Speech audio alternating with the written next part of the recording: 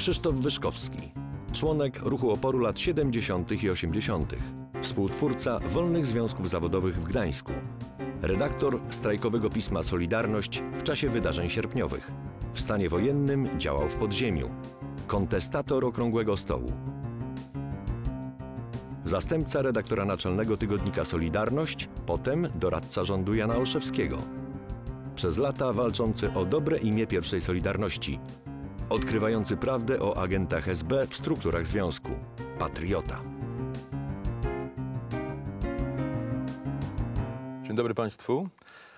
Dzisiaj naszym gościem będzie bardzo ważny przedstawiciel Galerii Ludzi pod Prąd, Krzysztof Wyszkowski. Dzień dobry. Dobry. Krzysztof, jak się to twoje Pod Prąd zaczęło? No, mam wrażenie, że to się zaczęło pozaświadomie niejako, bo pierwszym wydarzeniem politycznym, jakie pamiętam, to oczekiwanie pod Czerwonym Murem, tutaj na Pradze w Warszawie, przy ulicy 11 listopada, takie męczące, długotrwałe oczekiwanie po takiej długiej podróży pociągiem. I później następna scena, wchodzimy do jakiejś ciemnej, dużej sali, pada gromada kobiet, czasami z małymi dziećmi, tak jak ja miałem wtedy 3 lata. I matka podprowadza mnie do siatki, takiej gęstej siatki na środku tej sali. I jakiś facet, jakiś człowiek próbuje przez tą siatkę przepchnąć koniuszek palca i ja go dotykam i to był mój ojciec. Tata siedział za co wtedy? Co to było? Za Armię Krajową. Tak. I rozumiem, że jakby to się przełożyło także ten początki buntu na niechęć, generalną niechęć do edukacji w wymiarze, który ci proponowano. W efekcie edukację taką oficjalną zakończyłeś na etapie takim, powiedziałbym, podstawowym. Nie no, na 9. klasie liceum, a to się wiązało z takim, rzeczywiście już nie mogłem znieść. Moim wychowawcą był dyrektor szkoły, no oczywiście człowiek bardzo zideologizowany i właśnie robił ze mnie swojego pupila i przyjaźniłem się wówczas z pewnym młodym, bardzo zdolnym człowiekiem, który założył za namową dyrektora kółko do badań nad statutem partii. No i dyrektor żądał ode mnie, żebym ja się również do tego kółka zapisał. Oczywiście odmówiłem, stosunki zaczęły się pogarszać, on mnie zaczął rzeczywiście jakoś strasznie represjonować, poniżać i zdecydowałem się zostać robotnikiem. W związku z tym, w którym momencie trafiłeś jakby spotkałeś się z opozycją taką w sensu stricte? W 74 mój przyjaciel wyjechał na zachód i umówił się z Giedroyciem, że w moim mieszkaniu w Gdańsku będzie skrzynka, do której można wrzucać literaturę z zachodu.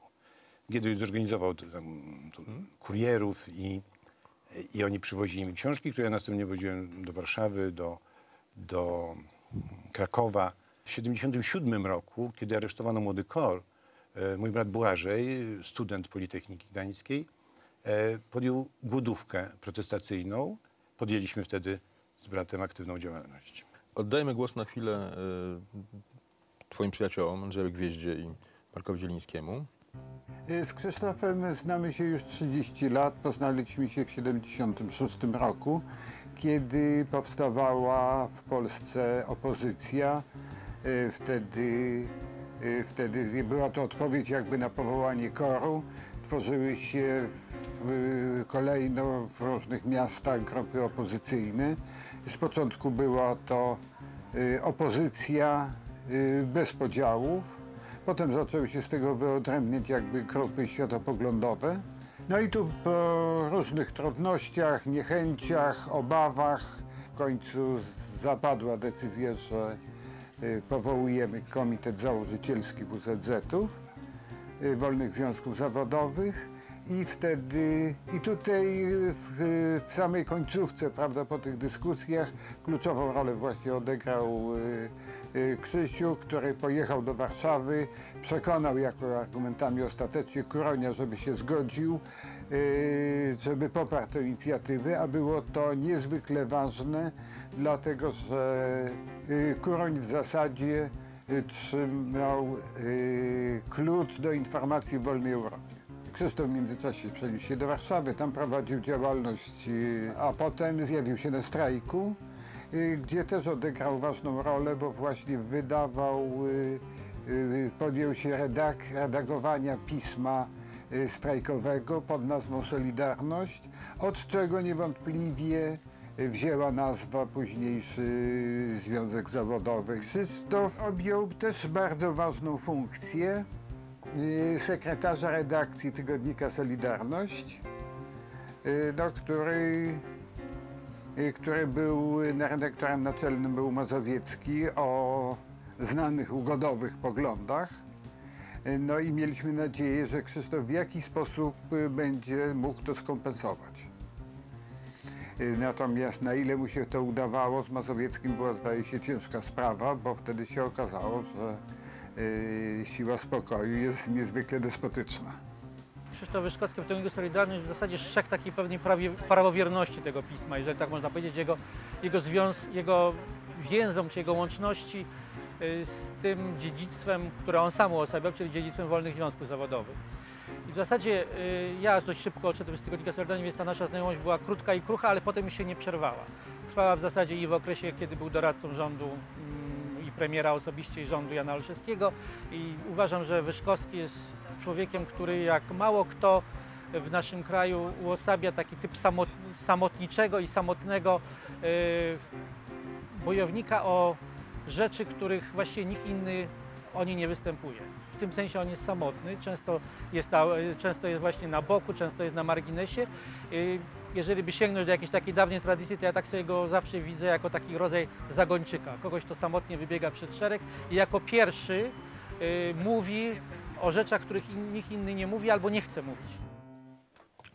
No, to żeśmy daleko wyszli do przodu. Chciałem doprecyzować to, co powiedział Andrzej Gwiazda o tym, że ja pojechałem do Warszawy przekonać Kuronia o konieczności powołania wolnych związków zawodowych. No to może w tym sensie jest niedokładne, że ja pojechałem do Warszawy zabezpieczyć pomoc finansową KOR-u dla WZZ-ów, spodziewając się gwałtownych represji. Chodziło o rodziny ludzi, którzy ewentualnie znajdą się w aresztach, więzieniach i tak dalej.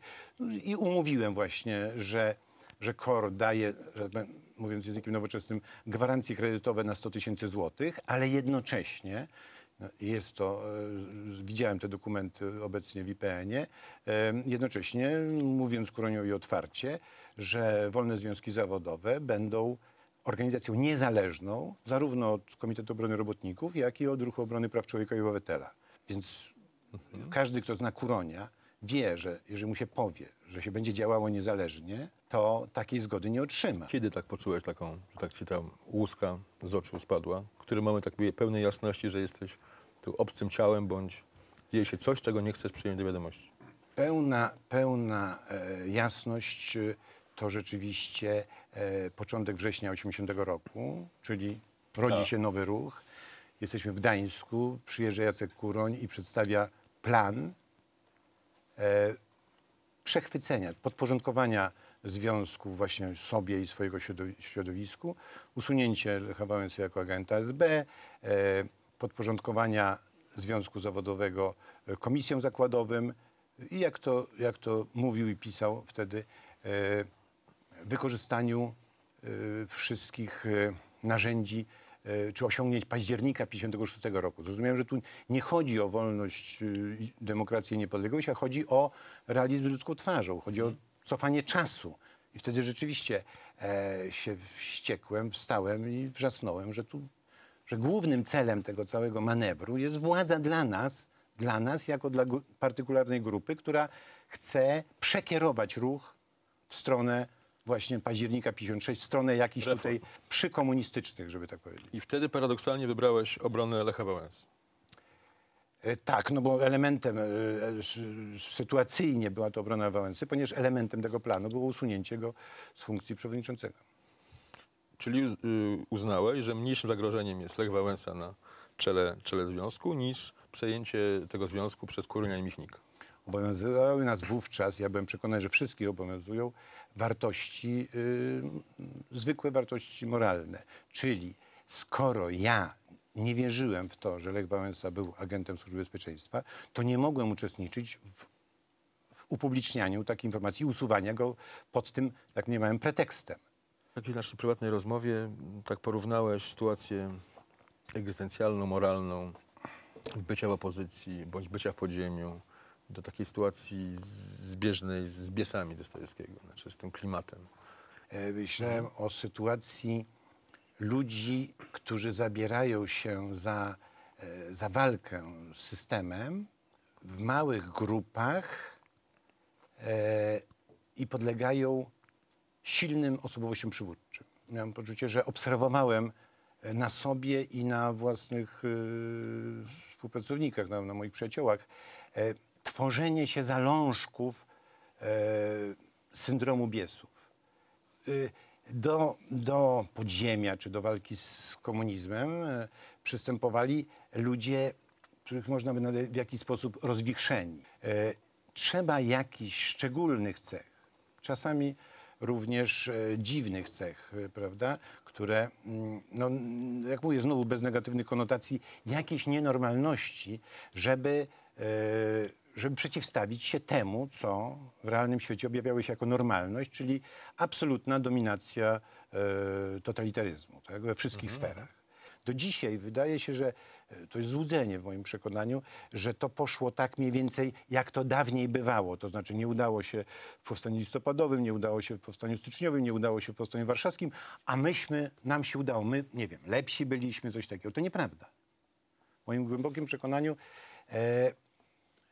z totalitaryzmem nie można skutecznie walczyć. Totalitaryzm musi się wyczerpać. Ja jestem przekonany, że mimo udziału najodważniejszych ludzi, to nie ruch oporu pokonał komunizm, to właśnie postawa zwykłych ludzi. Dlatego ja tak zawsze walczyłem, mając nadzieję, że to prawda, i później się w sierpniu okazało, że to prawda, że tylko gdy zwykli ludzie, pokonując w sprzyjających okolicznościach, korzystając z jakiegoś momentu osłabienia komunizmu, wystąpią zbiorowo, dopiero wtedy komunizm może być zakwestionowany. Każda organizacja niezależna od komunizmu musi prędzej czy później zostać podporządkowana sobie przez tajne służby, przez państwo i nieświadomie nawet musi zacząć pracować na korzyść tego państwa. No. Przy okazji chciałem zakwestionować, bo to też Andrzej użył tego wyrażenia opozycja. To jest termin zupełnie fałszywy, bo ten cały ruch, przynajmniej ta jego uczciwa, patriotyczna, niepodległościowa część powinna być nazywana ruchem oporu po prostu. Że jawnego oporu to wcale nie zmniejsza nie zmienia jego kwalifikacji. A nazwa opozycja demokratyczna jest po prostu powtórzeniem i nielojalnym albo nawet nieuczciwym wykorzystaniem, przeniesieniem pojęcia, które KPP z lewicą PPS-u wykorzystywała przeciwko sanacji przed wojną. Oni się nazwali opozycją demokratyczną i po to, żeby pokazać, że sanacja jest niedemokratyczna.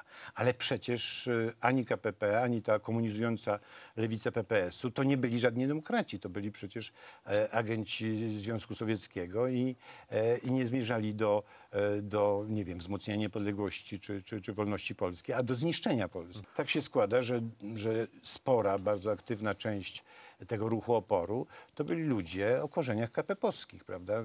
I oni przenosili pewne wzory, pojęcia, kalki jakieś takie, prawda? Zarówno ideologiczne, jak i pojęciowe z przedwojnia. Kiedyś walczyli z sanacją, prawda?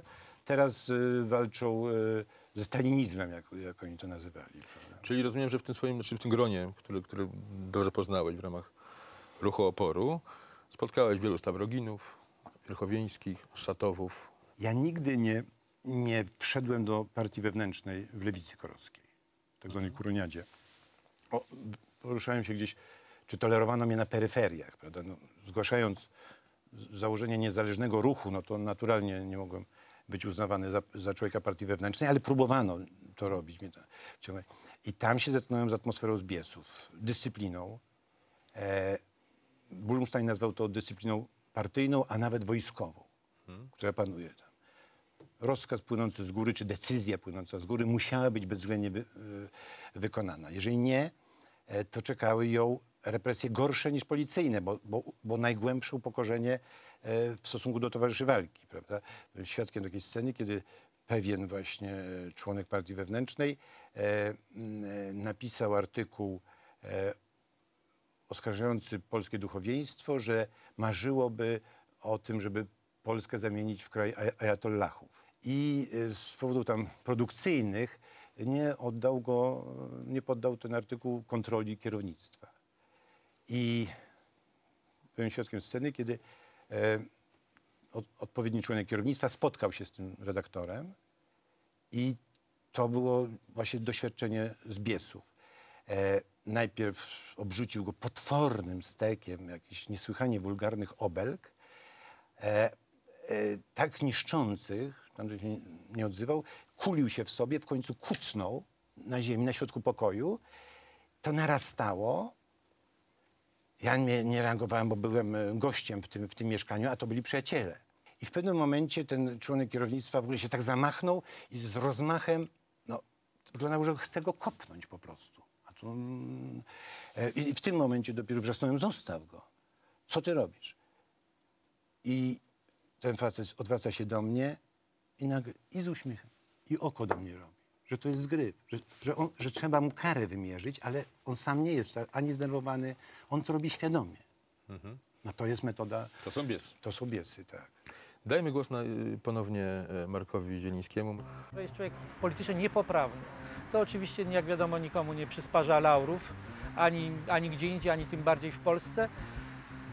I z tego się może piorą te różne kłopoty. No z tego się bierze wszystkim to, że Wyszkowski w obecnej chwili, a i w przeszłości tak bywało, przecież jest człowiekiem, który rzadko kiedy pracuje, a raczej częściej nie pracuje. Częściej właśnie jest człowiekiem, który żyje właściwie do końca nie wiadomo z czego. Żyje właściwie na zasadzie takiego trochę bożego ptaka, który właśnie za to taką płaci cenę, a nie inną. No my najczęściej wszyscy jesteśmy uwikłani w różne nasze małe, mniejsze czy większe gry, w nasze mniejsze czy większe jakieś układy. On jest właśnie człowiekiem spoza układu. Nie zauważyłem, żeby się kiedykolwiek mylił. Jeżeli chodzi o jego oceny polityczne, jego analizy, szczególnie polityczne, uważam, że to jedna z najwybitniejszych, najbardziej błyskotliwych takich umysłowości analitycznych, szczególnie tych ostatnich lat. I zawsze jego analizy, nawet jeżeli ja się nie zgadzam z wysnuwanymi tam wnioskami, są zawsze dla mnie pobudzające, są zawsze ożywcze. No szkoda tylko, że tego typu człowiek nie funkcjonuje w jakimś szerszym kręgu, że nie jest, czy nie był i nie jest w zasadzie przydatny żadnej grupie politycznej, nawet tej grupie, która chciałaby, jak obecnie Prawo i Sprawiedliwość, zmienić kształt naszego kraju. Że zawsze nie ma jakby dla niego miejsca wśród takich ludzi. No to jest, myślę, nie ze szkodą dla Wyszkowskiego, to jest chyba ze szkodą dla naszych polityków i dla naszej polityki. Ja w ogóle uważam, że jego wizja polityki jest wizją polityki moralistycznej. To jest w gruncie rzeczy moralista. Rewolucjoniści, ci prawdziwi, profesjonalni rewolucjoniści nie byli moralistami.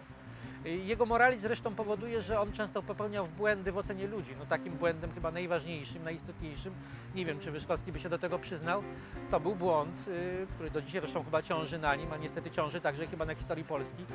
To był błąd w ocenie Wałęsy. Nie kto inny, a Wyszkowski w jakimś sensie uratował Wałęsę swego czasu. Uratował go wtedy przed tymi zarzutami o współpracę ze Służbą Bezpieczeństwa. Uratował go dlatego, że zawierzył Wałęsie. Jest nim taka pewna moralistyczna, może nie moralistyczna naiwność, szlachetna naiwność, że ktoś chce użyć takiego wygładzającego epitetu. W każdym razie on bywa naiwny. Walka Wyszkowskiego z tym, co nazywać można, czy nazwać można agenturalizacją, czy rolą agentury w Solidarności, jest właściwie taką walką, która się według mnie wywodzi z zawiedzionej miłości. To jest człowiek, który nie potrafi się wyrzec z tej swojej takiej solidarnościowej pasji. To jest właściwie człowiek Solidarności, jak jeden z nielicznych. To bardzo mi przykro, dziękuję Markowi za te miłe opinie. Jednak się nie zgadzam w prawie żadnej sprawie. Ale poczynając na przykład od tego porównania mnie do ptaka niebieskiego. Pamiętamy, że nie sieją, nie orzą, prawda? Mam poczucie, że ja ciężko pracuję, że ja i sieję, i orzę, i więcej oram, i więcej zbieram plony. Ja mam głębokie poczucie, że w wielu wypadkach, w wielu sytuacjach wywarłem znaczący wpływ na wydarzenia Polski. Nie mam tutaj żadnej wielką satysfakcję. Znaczy, mam poczucie, że odniosłem więcej sukcesów, niż mogłem sobie kiedykolwiek wyobrażać, działając w tej formie, w sposobie, jaki działam. Marek jeszcze powiedział coś bardzo ważnego o zawiedzionej miłości. Poszukiwanie prawdy, tej prawdy o ludziach, którzy tworzyli ten świat jeszcze w opozycji, nie wynika z tej zawiedzionej miłości. Z pewnością to zawsze jest ciężka sprawa, jeżeli w człowieku, którego uważasz za swojego przyjaciela, spostrzegasz kogoś zupełnie innego. No, to była moja sytuacja z Edwinem Myszkiem, prawda? Moim bliskim współpracownikiem, człowiekiem, który tworzył te cechy przyjaźni, nie wiem, podarował pieska moim dzieciom, prawda? Przynosił jakieś owoce od swojej mamusi i tak dalej. Więc tutaj w momencie, gdy ktoś się okazuje agentem, a niestety okazało się, że tych agentów była cała masa po prostu, to jest czymś okropnym, ale to nie jest decydujące, rzeczywiście decydujące w tym zawodzie, który jednak, mam nadzieję, nie ma konsekwencji dla moich działań politycznych, było rzeczywiście rozpoznanie, że zarówno część środowiska Korowskiego, jak i część środowiska Ruchu Obrony Praw Człowieka realizuje tutaj jakby własne interesy i to tego rodzaju, że ja uważałem je za nieuczciwość w stosunku do tego, co robiliśmy z gwiazdą panią Walentynowicz w wolnych związkach zawodowych. Wracając tutaj na przykład do Kuronia, to on mi to mówił wprost kilkakrotnie, że robotnicy są skorumpowani, że z nic już nie będzie. Oni nie nadają się do walki z komunizmem, nie nadają się do walki patriotycznej, bo zostali właśnie kompletnie rozbici. To było echo utraty jakichkolwiek kontaktów z robotnikami w Radomiu Ursusie po roku. Po roku się okazało, że nikt nie chce współpracować z KOR-em. A to nie dlatego, że ci robotnicy byli podli i niepatriotyczni, tylko dlatego, że nie chcieli pracować dla jakiejś dziwnej grupki o niejasnych celach. Oni to szybko wyczuwali. I dlatego zresztą założyliśmy wolne związki zawodowe, bo się na to samo zjawisko natknęliśmy w Gdańsku. Kiedy przychodziliśmy jako działacze właśnie tam opozycji, prawda, jak to wówczas jeszcze mówiono, to po paru spotkaniach to wszystko ustawało, bo ci normalnie rozumujący zdroworozsądkowo ludzie widzieli, że coś tu nie gra. Znali komunizm i wiedzieli, że to nie te metody, że to jest jakiś rodzaj układu. Ja wówczas oczywiście nie miałem pojęcia o tym, że analitycy z MSW, prawda, mogą wspierać czy ochraniać niektóre działania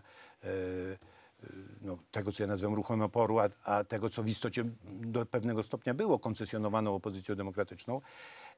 No i wierzyłem, że to wszystko jest takie, jak ja to widzę, jak mi się mówi. Ale to jest głębokie rozczarowanie, ponieważ ja byłem przekonany, że przyjaźniąc się na przykład z Adamem Michnikiem, to ja wiem, kim on jest.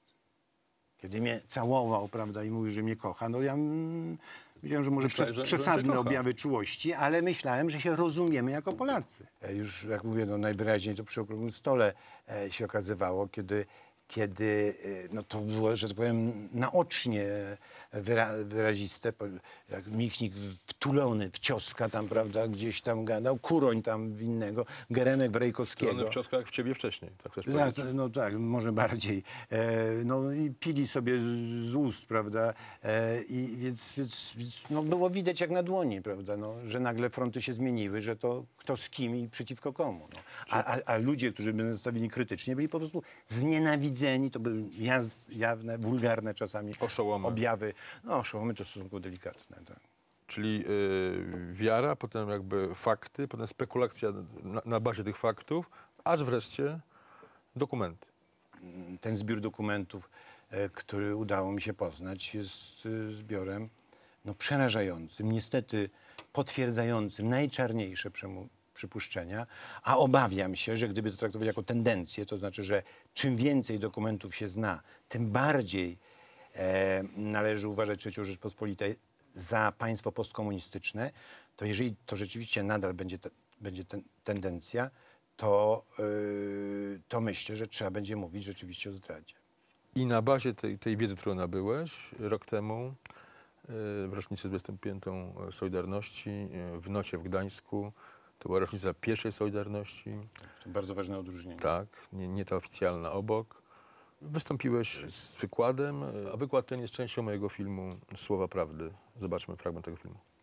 Świat wymaga, żeby Polską zarządzali agenci, bo tylko oni gwarantują możliwość przedmiotowego traktowania Polski. Polska nie może być niepodległa, ponieważ nie będzie mogła być eksploatowana. I dlatego świat broni Wałęsy, składa mu hołdy, okrzykuje polskim mitem, najbardziej polską znaną twarzą. Broni go dlatego, z tych samych powodów, dla których bronił Jaruzelskiego. Jeżeli nadal Polską będą rządzić tacy ludzie, jak Kwaśniewski, zarejestrowany przecież jako tajny współpracownik Alek, Kareks, Cimoszewicz zarejestrowany jako Kareks, czy Belka zarejestrowany jako Belch, to Polska nie obroni swojej niepodległości. Przeczytałem w Gazecie Wyborczej, że Lech Wałęsa pozywa mnie do sądu o obrazę z tego powodu, że twierdzę, że był tajnym współpracownikiem Służby Bezpieczeństwa o pseudonimie Bolek. Więc oficjalnie potwierdzam publicznie, że Lech Wałęsa był tajnym współpracownikiem SB.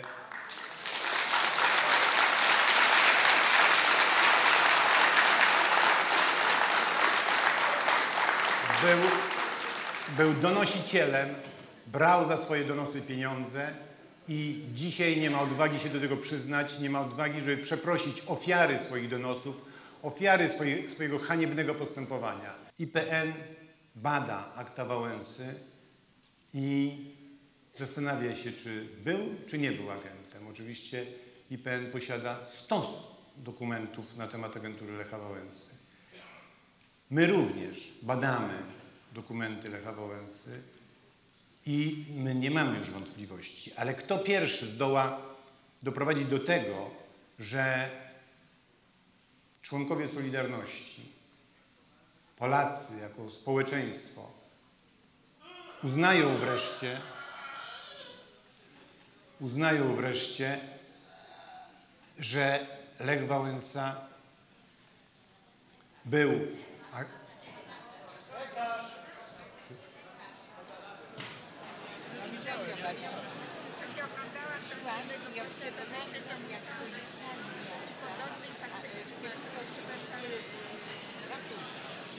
I tak, tym samym tu.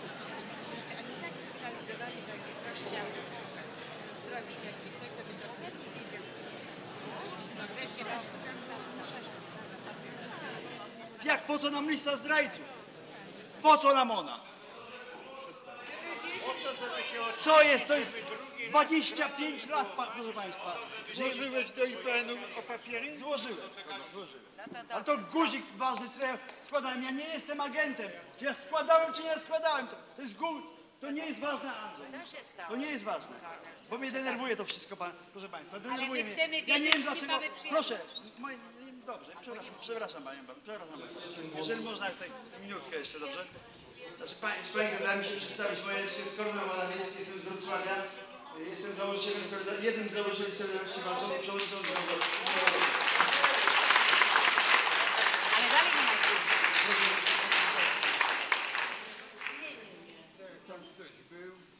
Uważam, że do wszystkich nas można mieć pretensje o te zmarnowane szanse. Do wszystkich z nas można mieć. Ja mam do Ciebie, Krzysztof, pretensje, że ja na pierwszym zjeździe Solidarności nie usłyszałem tego, co usłyszałem dzisiaj od Ciebie, że 3 września przyszedł do Ciebie Kuroń i powiedział, że Wałęsa jest agentem. Czyli ta prawda jest jakby tutaj w tym materiale pokazana na 2 sposoby, jest jakby za bolesna, za trudna do Dla wielu przyjęcia. ludzi, tak, jeżeli ktoś narażał życie całymi latami, po czym się, walcząc dla ojczyzny, prawda, po czym się okazuje, że był permanentnie pod kontrolą esbecką i był manipulowany przez jakichś agentów i funkcjonariuszy na tatach niejawnych, no to można zwariować. To rzeczywiście jest rozpacz.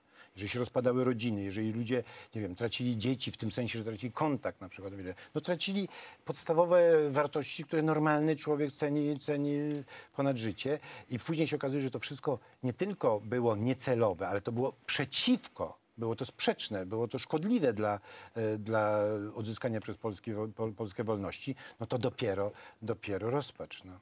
Rozumiem, że wygrasz tę sprawę, tak?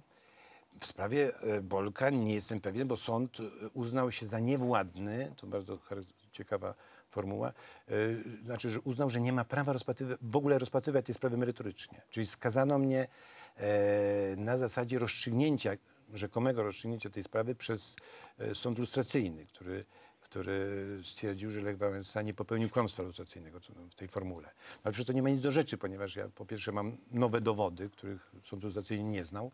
Mam świadków, również relacje funkcjonariuszy SB, którzy na przykład przygotowali mu wypłaty i innych świadków, na przykład agenta, który go wprowadzał do stoczni w ramach pewnej organizacji właśnie kierownictwa strajkowego 14 sierpnia 1980 roku. No więc właśnie, Andrzej Gwiazda, myślę, nam dopowie dalej przez chwilę. Jakby miarą, jak ważne jest ujawnienie agentury, nie tylko tej obecnie działającej, ale również agentury, która do tej pory prowadziła działalność i której skutkiem tej działalności jest wiele ustaw. Są procesy, jakie Krzysztofowi wytoczył Wałęsa. Otóż okazuje się, że sąd w majestacie prawa może jako wyrok sądowy zatwierdzać kłamstwo. Obecna ustawa częściowo rozwiązuje problem, likwiduje sąd lustracyjny, który był niewątpliwie pomysłem ochrony agentury. Sąd lustracyjny zgłaszał do Ministerstwa Spraw Wewnętrznych i IPN-u zapotrzebowanie na konkretne akta. Jeśli tych akt nie dostał, wydawał sprzecznie z logiką werdykt nie współpracował. A mógł wydać tylko jeden, jedyny werdykt, że nie znaleziono do dnia tego i tego, nie znaleziono dokumentów świadczących o współpracy. Wyrok również był ustawowo wątpliwy, dlatego że ustawy mówiły, że jeżeli ktoś nadal współpracuje, to kontynuuje współpracę, to nie zostanie ujawniony, czyli odpowiednie służby wtedy nie przesyłały dokumentów. Każdy agent, jeżeli inwigilował opozycję, to inni agenci na niego donosili, czyli każdy dostaje status pokrzywdzonego, co mieliśmy tutaj spektakularny, prawda, fajerwerkowy niemal, jak Kieres przyszedł i wręczał, prawda, na kolanach status pokrzywdzonego agentowi. Ten nowy wariant ustawy lustracyjnej oceniasz pozytywnie? Zdecydowanie, absolutnie. Tu nie ma innego wyjścia. My się musimy obronić przed postkomunizmem, agenturą, ponieważ przez nich, właśnie przez te środowiska przeciwko Polsce działają różne interesy, również zagraniczne, nie tylko wewnętrzne. Firma zagraniczna, która chce tutaj inwestować, chętnie szuka dawnych funkcjonariuszy, dawnych agentów, którzy pomogą przy pomocy swoich kontaktów zrealizować jakieś właśnie przy pomocy korupcji, przy pomocy fałszowania dokumentów i tak dalej, różne jej interesy. Bo dzięki temu korzysta finansowo, eksploatuje, prawda? Nie będę wymieniał nazw firm, no ale jeżeli poszczególne firmy tak robią, to czy można przypuszczać, że tak nie robią państwa? Czy naprawdę wszyscy się bardzo z tego cieszą, że Polska postępuje na drodze wolności i niepodległości? Z pewnością nie. Nie chodzi o, znany jest strategiczny jakby spór Polski z Rosją. No przecież Rosjanie mają cały ten zbiór i to w całości, to w tym sensie ten pierwotny zbiór, którego resztki znajdują się w EPN-ie, mają go u siebie na stole. No przecież jakże można przypuszczać, że Federalna Służba Wywiadu no, nie otwiera tych teczek i nie działa przy pomocy tych ludzi, korzystając właśnie z tych materiałów, przeciwko, no, realizując własne interesy, ale przeciwko Polsce, przeciwko wolności, demokracji, powodzeniu Polski, no, przeciwko udanym różnym działaniom społeczeństwa i państwa.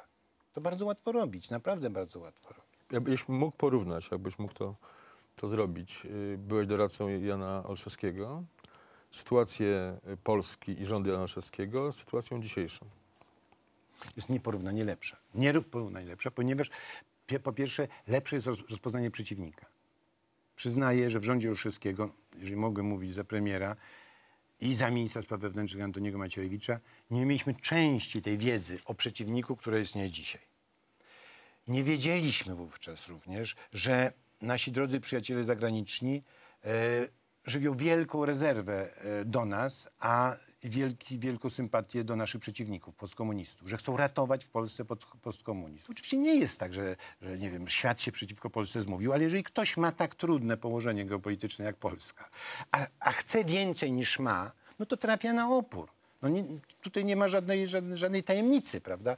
To, że Amerykanie walczyli w 1989 roku o zjednoczenie Niemiec, a nie o wyzwolenie Polski, to nie jest tajemnica. No ale trzeba pamiętać, że w tym czasie to oni zmuszali swoich partnerów z Solidarności do tego, żeby wybrano Jaruzelskiego na prezydenta, bo tak będzie dobrze. Tutaj nie ma tajemnic. No, postkomuniści są lepszymi partnerami dla każdego państwa, które się interesuje Polską, ponieważ oni lepiej im służą. Zamiast premiera czy prezydenta, który je z rączki i dziękuję za to, że istnieje, bo Amerykanie mogliby zlikwidować postkomunistów w każdej chwili, ujawniając materiały, które o nich posiadają. No ale dzięki temu postkomuniści jedzą Amerykanom, Francuzom, Niemcom i tak dalej z rączki, bo to są i pieniądze właśnie i zagrożenie ujawnieniem własnej przyszłości. No to mają naprzeciwko sobie jako partnera polskiego patriotę, który się czegoś domaga. Dajcie jeszcze, tam wywiążcie się z offsetu za samoloty F-16, przyznajcie, że tam to nie było fortunne, zawrzyjmy umowę w jakiejś sprawie, ale na prawach równorzędności i tak dalej. To jest trudny partner wtedy. I wówczas ludzie, którzy nie służą Polsce, zaczynają pisać w prasie krajowej artykuły o tym, że to jest szowinizm, zaściankowość, niezrozumienie Europy, niezrozumienie, że o suwerenność już nie ma się co starać, bo przecież już nikt nie jest suwerenny. No i będziemy tak w kółko gadali, że Polska nie ma prawa się starać o suwerenność, ponieważ Francja rzekomo też utraciła jakąś część suwerenności w Unii Europejskiej. No przecież to są zupełnie kłamliwe, absurdalne zestawienia. Francja walczyła, walczy i będzie twardo walczyć za cenę nawet rozbicia Unii o swoje własne interesy, a Polsce się tego prawa odmawia, ponieważ nie będziemy dobrymi Europejczykami. Czyli ta sytuacja na dzisiaj jest lepsza niż wtedy? No, zdecydowanie Bo lepsza, rozpoznanie... ale nie rozstrzygnięta. Twierdzę, że sprawa możliwości kierowania przez Polaków własnym państwem nie została jeszcze rozstrzygnięta. Jeszcze nie jest tak, że kierownictwo państwa, polski prezydent i polski premier może podejmować decyzje samodzielnie, to znaczy uwzględniając po pierwsze, bo nigdy może nie jest tak wyłącznie, po pierwsze polski interes państwowy i narodowy. Nadal musi się podporządkowywać, ulegać, czy w każdym razie tolerować działania grup, lobby, środowisk, które działają przeciwko Polsce. Polska jest za słaba nadal, ale ja mówię również z powodów pewnego wewnętrznego układu sił politycznych. Tu nie chodzi, jeżeli ma się koalicję rządową z Samobroną, no to naprawdę nie można mówić, że ma się pełne parlamentarne poparcie dla niepodległości Polski i demokracji w Polsce. I walki z korupcją i tak dalej. Krzysztof, dziękuję ci bardzo. Zawieźmy ten wątek. Czy to już się rozstrzygnęło, czy nie? Pewnie nie i jeszcze to potrwa. Dziękuję państwu bardzo.